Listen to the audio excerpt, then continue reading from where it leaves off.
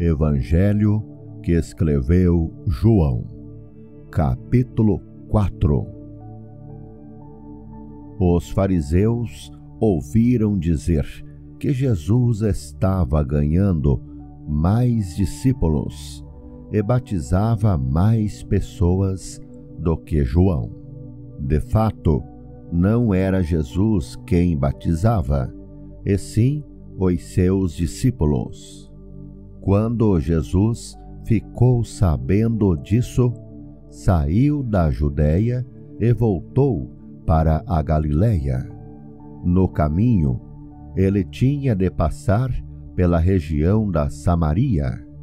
Ele chegou a uma cidade da Samaria, chamada Sicar, que ficava perto das terras que Jacó tinha dado ao seu filho José. Ali ficava o poço de Jacó. Era mais ou menos meio-dia, quando Jesus, cansado da viagem, sentou-se perto do poço. Uma mulher samaritana veio tirar água, e Jesus lhe disse: "Por favor, me dê um pouco de água." Os discípulos de Jesus tinham ido até a cidade comprar comida. A mulher respondeu: "O Senhor é judeu, e eu sou samaritana. Então, como é que o Senhor me pede água?"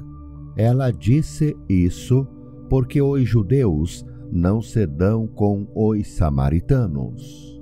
Então, Jesus disse: "Se você soubesse o que Deus pode dar e quem é que está lhe pedindo água, você pediria e ele lhe daria a água da vida."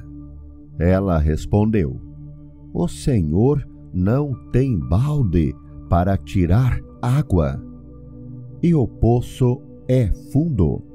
Como é que vai conseguir essa água da vida? Nosso antepassado Jacó nos deu este poço. Ele, os seus filhos e os seus animais beberam água daqui. Será que o Senhor é mais importante do que Jacó?" Então Jesus disse: "Quem beber desta água terá sede de novo. Mas a pessoa que beber da água que eu lhe der, nunca mais terá sede, porque a água que eu lhe der se tornará nela uma fonte de água que dará vida eterna." Então a mulher pediu: "Por favor, me dê dessa água. Assim eu nunca mais terei sede e não precisarei mais vir aqui buscar água. Vá chamar o seu marido e volte aqui", ordenou Jesus. "Eu não tenho marido", respondeu a mulher. Então Jesus disse: "Você está certa ao dizer que não tem marido, pois já teve 5, e este que você tem agora não é, de fato, seu marido. Sim, você falou a verdade." A mulher respondeu: "Agora eu sei que o Senhor é um profeta. Os nossos antepassados adoravam a Deus neste monte, mas vocês, judeus, dizem que Jerusalém é o lugar onde devemos adorá-lo." Jesus disse: "Mulher, creia no que eu digo. Chegará o tempo em que ninguém vai adorar a Deus, nem neste monte, nem em Jerusalém. Vocês, samaritanos, não sabem o que adoram, mas nós sabemos o que adoramos, porque a salvação vem dos judeus. Mas virá o tempo, e de fato já chegou, em que os verdadeiros adoradores vão adorar o Pai em espírito e em verdade, pois são esses que o Pai quer que o adorem.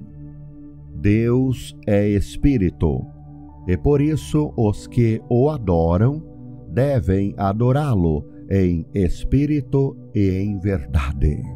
A mulher respondeu: Eu sei que o Messias, chamado Cristo, tem de vir, e quando ele vier, vai explicar tudo para nós. Então Jesus afirmou: Pois eu, que estou falando com você, sou o Messias. Naquele momento, chegaram os seus discípulos e ficaram admirados, pois ele estava conversando com uma mulher. Mas nenhum deles perguntou à mulher o que ela queria. E também não perguntaram a Jesus por que motivo ele estava falando com ela. Em seguida, a mulher deixou ali o seu pote, voltou até a cidade e disse a todas as pessoas: Venham ver o homem que disse tudo o que eu tenho feito. Será que ele é o Messias? Muitas pessoas saíram da cidade e foram para o lugar onde Jesus estava. Enquanto isso, os discípulos pediam a Jesus: Mestre, coma alguma coisa. Jesus respondeu: Eu tenho para comer uma comida que vocês não conhecem. Então os discípulos começaram a perguntar uns aos outros: Será que alguém já trouxe comida para ele? A minha comida, disse Jesus, é fazer a vontade daquele que me enviou e terminar o trabalho que ele me deu para fazer. Vocês costumam dizer: daqui a 4 meses teremos a colheita. Mas olhem e vejam bem os campos. O que foi plantado já está maduro e pronto para a colheita. Quem colhe recebe o seu salário, e o resultado do seu trabalho é a vida eterna para as pessoas. E assim, tanto o que semeia como o que colhe se alegrarão juntos. Porque é verdade o que dizem: um semeia e outro colhe. Eu mandei vocês colherem onde não trabalharam. Outros trabalharam ali e vocês aproveitaram o trabalho deles. Muitos samaritanos daquela cidade creram em Jesus, porque a mulher tinha dito: Ele me disse tudo o que eu tenho feito. Quando os samaritanos chegaram ao lugar onde Jesus estava, pediram a ele que ficasse com eles, e Jesus ficou ali 2 dias. E muitos outros creram por causa da mensagem dele. Eles diziam à mulher: agora não é mais por causa do que você disse que nós cremos, mas porque nós mesmos ouvimos falar e sabemos que ele é, de fato, o Salvador do mundo. Depois de ficar 2 dias ali, Jesus foi para a região da Galileia, pois, como ele mesmo disse, um profeta não é respeitado na sua própria terra. Quando chegou a Galileia, os moradores dali o receberam bem. É que eles tinham ido à festa da Páscoa em Jerusalém e tinham visto tudo o que Jesus havia feito lá. Jesus voltou a Caná da Galileia, onde havia transformado água em vinho. Estava ali um alto funcionário público que morava em Cafarnaum. Ele tinha em casa um filho doente. Quando ouviu dizer que Jesus tinha vindo da Judeia para a Galileia, foi pedir a ele que fosse a Cafarnaum e curasse o seu filho, que estava morrendo. Jesus disse ao funcionário: vocês só creem quando veem grandes milagres. Ele respondeu: Senhor, venha depressa, antes que o meu filho morra. Volte para casa, o seu filho vai viver, disse Jesus. Ele creu nas palavras de Jesus e foi embora. No caminho, encontrou-se com os seus empregados, que disseram: o seu filho está vivo.